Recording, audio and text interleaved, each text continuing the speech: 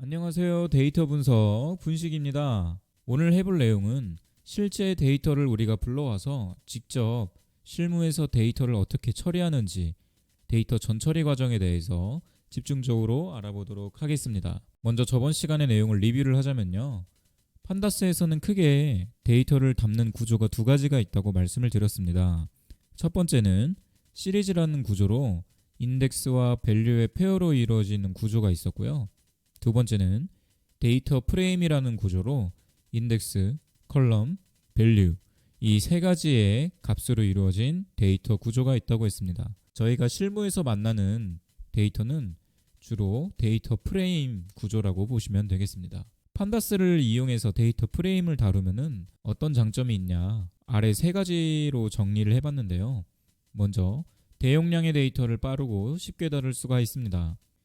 엑셀 같은 경우에는 컴퓨터의 성능이 좋지 않는 이상 데이터가 만 건이나 10만 건 이상 넘어가게 되면은 데이터를 처리하거나 함수를 씀에 있어서 굉장히 버벅거리고 오류가 발생하게 됩니다. 하지만 판다스 같은 경우는 컴퓨터 성능에 따라 달라지는데 최소 1기가에서 최대 100기가까지 데이터 처리를 할 수 있도록 지원을 해주게 됩니다. 두 번째로는 복잡한 기능을 구현하기가 쉽고 데이터 전처리를 쉽게 할 수가 있습니다. 실무에서 발생하는 데이터들은 우리가 데이터를 처리하기에 쉽지 않은 형태로 되게 복잡한 형태로 이루어져 있는 경우가 많습니다. 시스템에서 데이터를 수집하는 경우도 있지만 사람이 직접 타이핑해서 입력하는 데이터들도 있기 때문에 이 데이터들 간의 형식이 맞지 않는다든지 아니면은 인덱스와 컬럼의 자리가 바뀌어 있다든지 이런 여러 형태로 데이터가 복잡하게 이루어져 있습니다. 이것을 파이썬에서는 여러 가지 함수를 이용해서 쉽게 처리를 할 수가 있습니다. 마지막으로는 다른 시스템과 연동이 쉽다라는 장점이 있습니다. 웹 어플리케이션을 만든다던가 아니면은 회사 SQL 서버에 직접 접근해서 데이터를 가져올 수도 있고 가져온 데이터를 처리해서 시각화, 머신러닝, 딥러닝 이런 여러 가지 데이터 분석 기법을 활용할 수가 있습니다. 오늘부터 저희가 실제 실무에서 발생했던 데이터를 바탕으로 실습을 해보도록 하겠습니다. 먼저 주피터 스크립트를 오픈을 해주시고요. 판다스 라이브러리를 불러오기 위해서 판다스 as pd 이렇게 입력을 해주도록 하겠습니다. 이 얘기는 판다스라는 라이브러리를 호출해서 pd라는 약자로 불러주자 이렇게 이해하시면 되겠고요. 먼저 데이터를 불러와 보도록 하겠습니다. 제가 아래 링크에다가 오늘 실습에 사용할 데이터를 올려놓았습니다. 그래서 제 폴더를 보시면은 여기 이렇게 example이라는 데이터 파일을 다운로드 받아주시면 되고요. 여러분들이 이 데이터 파일을 쓸 때 가장 편하게 쓰실 수 있는 방법은 지금 제가 사용하는 이 주피터 노트북 프로그램, 즉 이 판다스2 이 스크립트와 데이터가 같은 폴더에 같은 위치에 있으면은 데이터를 불러오는 게 훨씬 용이합니다. 그래서 직접 데이터를 한번 불러와 보도록 하겠습니다. 데이터를 불러올 때는 read csv라는 함수를 사용합니다. 그리고 이 함수 안에 내가 오늘 사용할 데이터의 이름을 적어서 실행을 시켜주면요. 데이터가 아래와 같이 불러와지게 됩니다. 오늘 실습에 쓸 데이터는요. 경기 용인시에 소매점에서 발생했던 실제 데이터입니다. 그래서 보시면은 어떤 사람 한 명, 회원 한 명이 물건 하나를 살 때마다 한 줄씩 찍히는 데이터다라고 보시면 되겠습니다. 그래서 실제 실무에서는 이런 형태의 데이터를 우리가 볼 수가 있고요. 여기도 보시다시피 인덱스 데이터의 순서가 나와 있는 것을 보실 수가 있고 위에 굵은 글씨로 컬럼 어떤 데이터 이 데이터가 어떤 항목인지 나와 있는 것을 보실 수가 있습니다. 그래서 read underbar csv라는 함수를 이용해서 데이터를 불러올 수가 있고요. 불러온 데이터를 저희가 df1이라는 객체로 선언을 해보도록 하겠습니다. 그럼 이제부터 우리가 불러온 이 example.csv라는 데이터는 df1이라는 df1이라는 객체 새로 선언이 됐다라고 보시면 되겠습니다. 먼저 분석가들이 이렇게 데이터를 가져와서 가장 먼저 하는 일은 뭐냐면은 데이터의 쉐입, 형태를 확인해 주게 됩니다. 그래서 함수를 실행을 시켜주면요. 여기 이제 70만 5571건 그리고 컬럼은 20건, 이 데이터가 로우 개수, 즉 인덱스의 개수는 이 데이터에 총 70만 건의 데이터가 있구나 라는 것을 알 수가 있고요. 여기 오른쪽에 있는 이 값은 컬럼의 개수입니다. 그래서 20개의 항목이 70만 개가 존재하는구나 라고 보시면 되겠습니다. 그래서 처음에 shape라는 함수를 이용해서 내가 이 데이터의 전체 개수 그리고 데이터를 구성하고 있는 컬럼의 개수를 쉽게 확인해 볼 수가 있습니다. 두 번째로 확인해 볼 거는요. 저희가 info라는 함수를 이용해서 컬럼별 데이터 타입을 확인해 주실 수가 있습니다. 제가 앞전에 여러 강의에서도 설명드렸다시피 데이터 분석에 있어서 가장 중요한 부분 중에 하나는 데이터의 타입을 확인해 보는 것이 제일 중요합니다. 데이터의 타입에 따라서 분석의 방법, 시각화의 방법이 달라지기 때문입니다. 그래서 info라는 함수를 써주게 되면요. 여기 이제 이 데이터의 information, 전체적인 요약이 나오게 됩니다. 그래서 여기 보시면은 range index, 데이터가 인덱스가 0번부터 70만 5570건까지 있구나 라고 보실 수가 있고, 데이터 컬럼 총 20개의 컬럼이 있다. 네, 이렇게 확인할 수가 있고요. 여기 보시면은 이제 70만 5571 non null 이렇게 되어 있죠. 이게 이제 미싱 되어 있지 않은, 즉 실제로 데이터가 위치해 있는 숫자를 나타내게 됩니다. 여기 아래 보시면은 70만 5571개보다 작은 데이터들이 있죠. 네, 이런 데이터들이 이제 보면은 미싱 데이터가 존재하는구나 라는 거를 우리가 간접적으로 알 수가 있습니다. 그리고 이제 맨 끝에 나와 있는 오브젝트 int64 이렇게 써져 있는 것들이 이 항목별 데이터 타입이라고 보시면 되겠습니다. 그래서 공급일자 같은 경우에는 오브젝트라는 범주형 데이터로 이루어져 있구나. 요일은 범주형이구나. 공급월 이건 뭘까요? 인티저죠. 인티저 64비트 인티저 형태의 데이터구나. 구매 수량 같은 경우는 이제 소수점 실수형 데이터구나. 이런 식으로 데이터의 타입을 확인해 줄 수가 있고요. 맨 아래 보시면은 각 타입별로 컬럼의 개수가 몇 개 있는지를 확인해 볼 수가 있습니다. 그래서 실수형 자료 3개, 정수형 자료 4개, 범주형 자료 13개의 데이터가 있구나 라고 보시면 되겠습니다. 그리고 이 데이터의 전체 메모리의 양이 107.7MB구나. 그러니까 여러분 지금 보시면은 데이터가 70만 건이나 되는데 용량은 100메가밖에 안 되는 걸 볼 수가 있겠죠. 저희가 앞서 말씀드렸듯이 판다스는 1기가 이상의 데이터도 가볍게 처리할 수 있다고 말씀드렸습니다. 1기가 정도의 데이터가 되려면은 1000만 건 이상 그 정도의 데이터가 되어야 되겠죠. 그래서 이런 식으로 데이터의 인포메이션, 쉐입 이 두 가지를 이용해서 데이터가 처음에 불러왔을 때 분석가들이 이 데이터가 어떻게 생겼고 어떤 데이터들로 이루어져 있는지 확인해 볼 수가 있고요. 또 어떤 걸 확인해 볼 수가 있냐면요. describe라는 함수를 사용을 할 수가 있습니다. 이 함수는 저희가 가져온 데이터에서 연속형 데이터만 뽑아서, 연속형 즉 숫자로 이루어진 데이터만 뽑아서 5 넘버 썸머리를 보여주게 됩니다.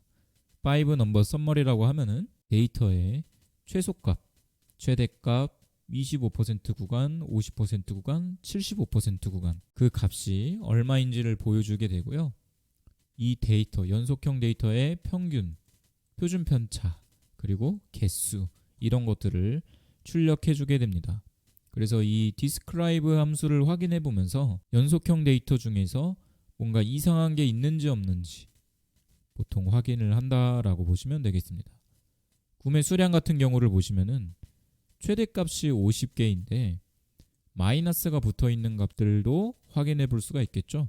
구매 금액 같은 경우도 마이너스가 붙어 있는 값들이 있어요. 그러면 이 데이터들이 잘못 수집된 데이터이거나 아니면은 뭐 다른 형태의 데이터, 뭐 예를 들어서 물건을 환불한 데이터를 마이너스로 뭐 써놓는다든지 이런 식으로 데이터의 어떤 이런 요약치를 보면서 데이터가 이상하지 않은지 주로 확인하게 됩니다. 또 이 디스크라이브를 보면서 주로 많이 보는 게 50% 구간의 데이터랑 평균값이랑 많이 비교를 해서 봐요. 그래서 이 중앙값, 이 50% 데이터를 일렬로 낮은 순서대로 높은 순서까지 일렬로 쭉 나열했을 때 가장 가운데 오는 수를 중앙값, 메디안, 50% 값이라고 부릅니다. 근데 이 값이랑 평균값이랑 많이 차이가 나게 되면요, 그 데이터에는 어딘가에 이상치, 기존의 데이터들과 트렌드가 다른 뭐 양이 엄청나게 큰 데이터, 수치가 엄청나게 높은 데이터가 존재하는구나라는 것을 알 수가 있습니다. 그래서 연속형 데이터에 대해서 describe라는 함수를 이용해서 확인해 볼 수가 있고요. 그리고 마지막으로는 이제 실제 데이터가 어떻게 구성되어 있는지 직접 눈으로 또 확인해 봐야 되겠죠. 근데 이렇게 이 객체를 그냥 입력해 버리면은 전체 데이터가 쭉 나오게 돼서 보기가 좀 어렵습니다. 데이터가 너무 많은 경우에는 중간에 이렇게 생략을 해주기도 하지만요, 이 데이터의 상위 5개 데이터 또는 맨 아래서부터 5개 정도의 데이터를 확인할 수 있는 함수들이 있습니다. 먼저 head라는 함수를 쓰게 되면요, 상위 5개의 데이터만 출력을 해주게 됩니다. 전체 데이터 중에 위에서 5개 데이터. 그래서 위에서 5개 데이터를 이렇게 쭉 보면서 데이터가 이런 식으로 되어 있구나. 구매 수량은 이렇게 되어 있고, 주소 구는 구까지만 써져 있고, 뭐 동은 풍도청 동 이런 식으로 써져 있구나. 이런 거를 확인할 수가 있고요. 두 번째로는 tail이라는 함수를 이용해서 데이터를 아래서부터 5가지 정도를 확인해 볼 수가 있습니다. 그래서 보시면은 705,570건 맨 마지막 데이터죠. 여기서부터 아래에서 5개 이렇게 데이터를 확인해 볼 수가 있고, 보통은 헤드랑 테일을 같이 사용합니다. 사람이 입력한 데이터의 경우에는 이 아래쪽, 데이터의 아래쪽이 깨져 있는 경우도 있을 수 있고요. 또는 미싱 데이터로 이루어져 있는 경우도 있을 수 있기 때문에 헤드 함수를 이용해서 상위 5개도 한번 확인해보고, 테일이라는 함수를 이용해서 하위 5개 데이터도 확인해 보시는 것이 좋습니다. 그리고 처음 데이터를 가져왔을 때 미싱 데이터가 몇 개가 있는지를 확인해 볼 수가 있습니다. 미싱 데이터를 확인할 때는 isNull이라는 함수를 사용하게 되는데요. 일단 이 isNull이라는 함수는 특정 위치의 데이터가 미싱 데이터인지 아닌지를 리턴해 주게 됩니다. 그래서 false라고 써져 있는 부분은 여긴 데이터가 미싱되어 있지 않다, 즉 데이터가 존재하는 부분이다. 근데 이제 뒤에 쭉 보시면은 true라고 되어 있는 부분 있죠. 여기는 데이터가 없다, 이 위치에는 데이터가 더 이상 존재하지 않는다, 이렇게 보시면 되겠습니다. 그럼 그냥 이렇게 확인하면은 저희가 굉장히 데이터를 볼 때 어렵겠죠. 그래서 보통은 이 isNull 뒤에 sum이라는 함수를 붙여서 실행해 주게 되면요, 각 컬럼별로 미싱되어 있는 데이터의 개수가 출력되게 됩니다. 그래서 보시면은 위에 공급일자부터 주소 동까지는 0으로 나와 있죠. 네, 즉 아까 isNull에서 true로 되어 있던 값들의 개수를 합해 준 겁니다. 컬럼별로. 그래서 아래 보시면은 성별에는 5개의 데이터가 없다, 연령에는 33개의 데이터가 없다, 연령대에는 33개의 데이터가 없다, 그리고 반품에는 뭐 69만 4천 개의 데이터가 미싱되어 있다. 이렇게 데이터를 파악을 할 수가 있습니다. 그리고 저희가 또 많이 확인해 보는 것 중에 하나는 데이터의 컬럼명을 이렇게 확인해 볼 수가 있습니다. 컬럼즈라는 함수를 이용해서 데이터에 구성되어 있는 이 컬럼들, 어떤 컬럼들이 있는지 이런 것들을 사용해 볼 수가 있습니다. 그래서 지금까지는 분석가가 데이터를 가져와서 이 데이터가 어떻게 구성되어 있을까 처음에 확인하는 단계에서 쓰는 여러 가지 함수나 기능들을 알려드렸고요. 그리고 데이터를 추출하는 방법에 대해서 더 알아보도록 하겠습니다. 그래서 데이터 추출이라고 하면은 뭐 인덱스, 즉 특정 범위 뭐 100개부터 500개까지 데이터를 출력해 와라. 그렇게 해서 데이터를 추출을 할 수도 있고요. 또는 특정 칼럼을 내가 가져오고 싶다.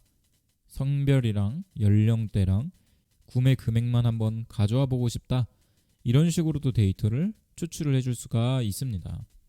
먼저 데이터를 하나의 컬럼만 추출을 해오도록 하겠습니다. 전체 데이터 이 df1에서 제가 여기서 이 구매 금액이라는 컬럼만 추출을 한번 해오도록 하겠습니다. 그래서 추출을 할 때는 우리가 파이썬 앞서 인덱싱 했던 거와 비슷하게 대괄호를 입력해 주시고요. 여기에다가 컬럼 이름, 구매 금액 이렇게 입력을 해주시고 실행을 시키시면은 이 데이터의 구매 금액 항목만 가져와서 보시면 아시다시피 시리즈 형태로 데이터 프레임이 아닌 시리즈 형태로 출력을 해주게 됩니다. 그래서 구매 금액이라는 컬럼만 이렇게 가져온 거고요. 이렇게 특정 컬럼을 가져와서 통계량도 계산을 해줄 수가 있습니다. 예를 들어서 구매 금액의 총합을 한번 보고 싶다. 총합을 계산해 보고 싶다 하면은 구매 금액이라는 컬럼 뒤에다가 sum이라는 함수를 써서 실행을 해주면은 이 매장의 총 구매 금액, 고객들이 구매한 총 구매 금액이 도출되는 것을 보실 수가 있습니다. 그리고 저희가 아까 썼다시피 describe 같은 기능도 단일 항목에 대해서도 볼 수가 있습니다. 대신 시리즈 형태로 확인이 가능하다. 이렇게 볼 수가 있고요. 만약에 내가 이 구매 금액이라는 데이터를 가져오고 또 만약에 구매 금액이랑 성별 2개 이상의 컬럼을 가져오고 싶을 때는요. 지금 쓰는 거와 같이 이 대괄호를 2개를 입력을 해주시면은 2개의 컬럼에 대해서 데이터 프레임 형태로 데이터를 추출해 올 수가 있습니다. 여기서는 제가 대괄호를 2개를 이용해서 데이터를 가져왔는데 왜 이렇게 데이터를 가져왔냐면요. 대괄호를 1개 썼을 때는 구매 금액을 저희가 시리즈 형태로 가져왔었죠. 근데 시리즈라는 데이터 타입 자체는 인덱스랑 밸류의 페어로만 이루어져 있는 데이터 구조입니다. 그래서 지금 보면은 구매 금액이랑 성별 같은 경우에는 컬럼 정보가 지금 포함되는 거죠. 그렇기 때문에 이렇게 2개 이상의 데이터, 2개 이상의 컬럼을 가져올 때는 이런 식으로 대괄호를 하나만 써주게 되면은 에러가 발생하게 됩니다. 즉 여기서 알 수 있는 사실은 뭐냐면은 내가 어떤 데이터, 판다스의 데이터 프레임으로부터 데이터를 가져올 때, 추출해 올 때는 이 대괄호의 개수에 따라서 데이터의 구조를 다르게 가져올 수 있다는 겁니다. 그래서 아까처럼 단일 컬럼에 대해서 위에 보시다시피 단일 컬럼에 대해서 대괄호를 하나 쳐주게 되면은 컬럼 하나에 데이터 정보가 시리즈 형태로 불러오는 것을 보실 수가 있고요. 지금처럼 여러 개의 데이터를 불러올 때는 시리즈에는 컬럼 정보를 담을 수가 없으니까 이렇게 데이터 프레임 형태로 대괄호를 2개 치면은 데이터 프레임 형태로 데이터를 가져올 수가 있는 겁니다. 물론 컬럼을 하나만 가지고 올 때도 데이터 프레임 형식으로 가져올 수가 있어요.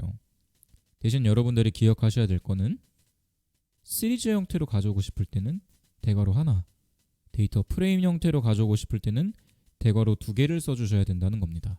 그리고 만약에 2개 이상의 컬럼을 가지고 올 때는 데이터 프레임 형태로 데이터를 가지고 오셔야 됩니다. 그래서 다시 구매 금액이랑 성별 데이터를 가져오게 되면은 이 2개의 컬럼만 데이터를 가져오는 것을 보실 수가 있고요. 이렇게 추출해온 데이터를 역시 새로운 변수로 선언을 해줄 수가 있습니다. 그럼 이제 df2는 전체 데이터에서 구매 금액과 성별만 가져와서 추출한 데이터다 라고 보실 수가 있습니다. 그래서 오늘은 저희가 데이터를 불러와서 확인해야 되는 것들과 컬럼 단위로 데이터를 추출하는 방법에 대해서 알아보았습니다. 다음 영상에서는 저희가 이제 인덱스 단위에서 데이터를 추출하는 법, 그리고 특정 조건에 맞는 데이터를 가져오는 법, 이런 것들에 대해서 계속 이어서 알아보도록 하겠습니다. 감사합니다.